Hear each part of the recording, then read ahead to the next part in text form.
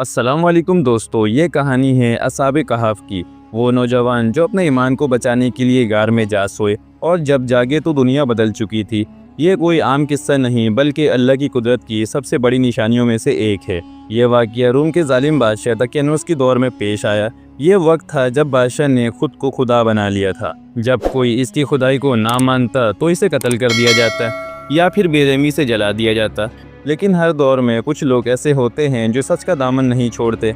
ये कहानी इन्हीं नौजवानों की है जिन्हें हम असहाबे कहफ के नाम से जानते हैं।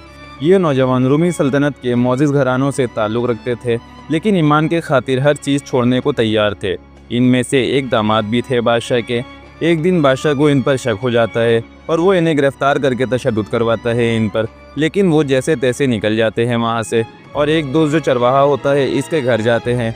फिर वहाँ पर थोड़ी देर आराम करने के बाद कहते हैं हमें निकलना होगा अब यहाँ से, और चरवाहा भी इनके साथ चले जाता है। चरवाहा के साथ एक कुत्ता भी होता है।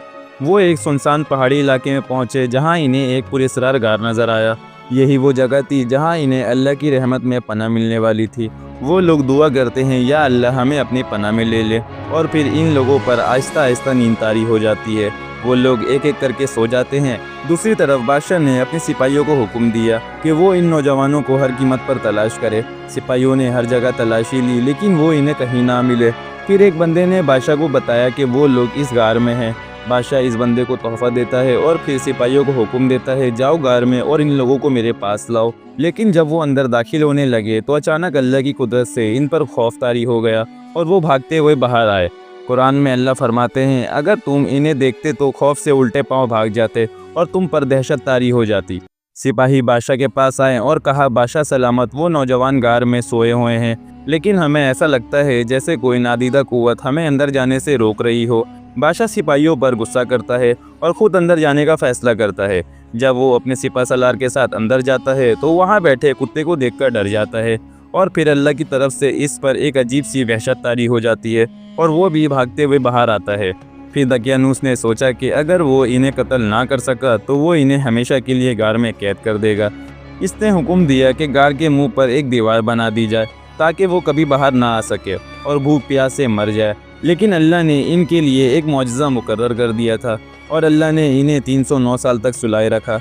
अल्लाह ताला कुरान में फरमाता है और तुम इन्हें देखो तो गुमान करो कि वो जाग रहे हैं, हालांकि वो सो रहे थे, और हम इन्हें दाएं और बाएं करवट दिलवाते थे। यह अल्लाह की ख़ास कुदरत थी कि सूरज की रोशनी इस मखसूस ज़ाविये से गार में आती ताकि इनकी जिस्म सलामत रहे। जब अल्लाह ताला के हुक्म से असहाबे कहफ 309 साल बाद नींद से बेदार होते हैं तो इन्हें ऐसा महसूस होता है जैसे वो सिर्फ़ एक दिन या कुछ घंटे सोए होंगे। पहला नौजवान कहता है हम कितने देर सोए। दूसरा नौजवान कहता है लगता है बस एक दिन या कुछ लम्हे सोए हैं। तीसरा नौजवान कहता है मुझे बहुत भूख लग रही है, हमें बाज़ार से कुछ खाने के लिए लेकर आना चाहिए। चौथा नौजवान कहता है लेकिन एहतियात करना, अगर बादशाह को पता चला कि हम यहाँ हैं तो वो हमें कत्ल करवा देगा। ये नौजवान अभी तक ये समझ रहे थे कि वो इसी जालिम बादशाह दकियानूस के दौर में हैं जो इन्हें अल्लाह की वाहिद होने के अकीदे पर कत्ल करना चाहता था। जब इनमें से एक नौजवान बाज़ार पहुंचा तो वो ये देखकर हैरान रह गया कि सब कुछ बदल चुका है। लोगों के लिबास मुख्तलिफ थे, बाज़ार और इमारतें नई लग रही थी, लोगों की ज़बान और बोलने का अंदाज़ भी बदला हुआ था। जब इसने खाने के बदले में अपने पुराने दौर के चांदी के सिक्के दुकानदार को दिए तो दुकानदार हैरान रह गया। दुकानदार हैरानगी से कहा तुम ये कहाँ से लाए हो। इस नौजवान ने कहा ये मेरा है। दुकानदार को शक हुआ कि ये नौजवान या तो किसी खजाने से सिक्का लेकर आया है या फिर ये कोई जादुई वाक़या है। इसने फ़ौरन लोगों को जमा कर लिया और ये खबर बादशाह तक पहुंच गई। इस वक्त का बादशाह एक नेक मोमिन था जो अल्लाह पर यकीन रखता था और क़यामत के मौज़ात पर ईमान रखता था। जब इस नौजवान को बादशाह के दरबार पर लाया गया और इसने अपनी कहानी सुनाई तो बादशाह और इसके दरबारी हैरत में डूब गए। बादशाह ने कहा यह अल्लाह की एक निशानी है, हमें फ़ौरन गार जाकर बाकी नौजवानों को देखना चाहिए। बादशाह और अवाम नौजवान के साथ गार की तरफ रवाना हुए। जब यह नौजवान वापस गार पहुंचा और अपने साथियों को हकीकत बताई कि ये दुनिया बदल चुकी है और इनका वाक़या लोगों के लिए अल्लाह की निशानी बन चुका है, तो अल्लाह ने इन्हें दोबारा नींद में सुलाया और वो हमेशा के लिए सो गए। अल्लाह ताला कुरान में फरमाता है फिर हमने इन्हें उठाया ताकि मालूम करे कि दोनों ग्रोहों में से कौन इनकी नींद की मुद्दत ज़्यादा ठीक गिन सकता है।